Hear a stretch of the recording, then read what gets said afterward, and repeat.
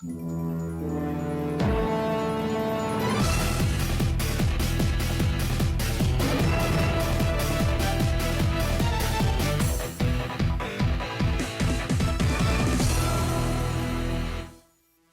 guys, how's it going? My name's Dan and welcome to another mobile suit demonstration video. So I checked the poll after removing the boosted votes and first place went to the Gundam TR-6 Woundwort, which is actually the final suit in the DLC, and the one that's the hardest to get the parts for. So let's jump right in. The head has blade antenna, which increases awakening duration by 1 second. The body has drum frame, which increases durability by 15%. The legs have new model generator, which increases boost recovery speed by 25%. The backpack has boost pod, which increases boost speed by 10%. And the melee weapon, ranged weapon and shield have heat blade and shield booster, which increases physical guard by 1% and boost speed by 6%. The Woundwort cannot be bought in the shop, as neither a HG or MG model kit exists in real life. Though there is a resin kit, but that doesn't count. The Woundwort also can't be derived from anything. Your only option is to keep playing DLC 6 Mission 8 where it appears as the boss. Now, before we see what it can do, I want to cover some things that might be confusing about the suit. First off, when you equip the Woundwort arms, you gain access to the melee weapon, ranged weapon and shield as built-in parts. The melee weapon will always have sword consecutive attack 3 and coordinated slashes, which is actually the highest level for a sword moveset. The ranged weapon will always have beam irradiation, and both weapons will be given a random element. I don't know why this is, and there is no way to increase the elemental damage, so if you're dead set on using the built-in weapons, keep collecting arms till you find the one with the highest elemental stat that you want.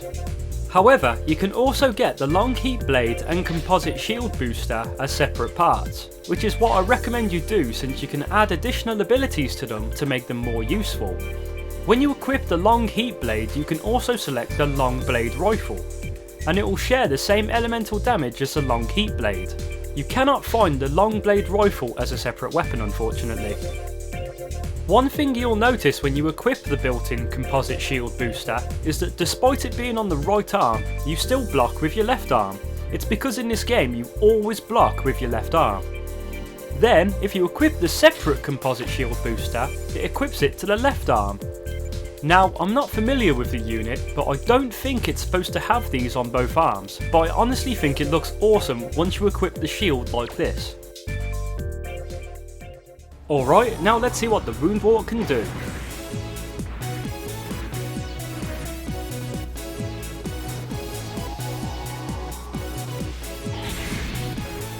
First off is the long heat blade. I've only managed to find it with sword consecutive attack and not thrusting sword, probably because it's similar to the Exia's GN sword in that it is wielded somewhat differently. Next is the long blade rifle.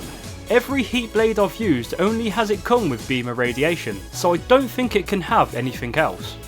Now, the composite shield booster is pretty unique. It has a built-in eye field to reduce damage taken from beam weapons, and if you hold R1 and press R2, the shield booster will come off and fly around independent of you and fire beam irradiation or stab into enemies, paralysing them temporarily. Unfortunately, this does take your weapon away, so the moment you attack again, the shield booster will pop straight back onto your arm. This is where having a separate shield booster comes in handy. Have one shield fly around and attack while you're kicking ass with the other. Also, if you're using a separate shield, hold R1, then hold R2 and you'll fire beam irradiation from it. This is a pretty awesome shield.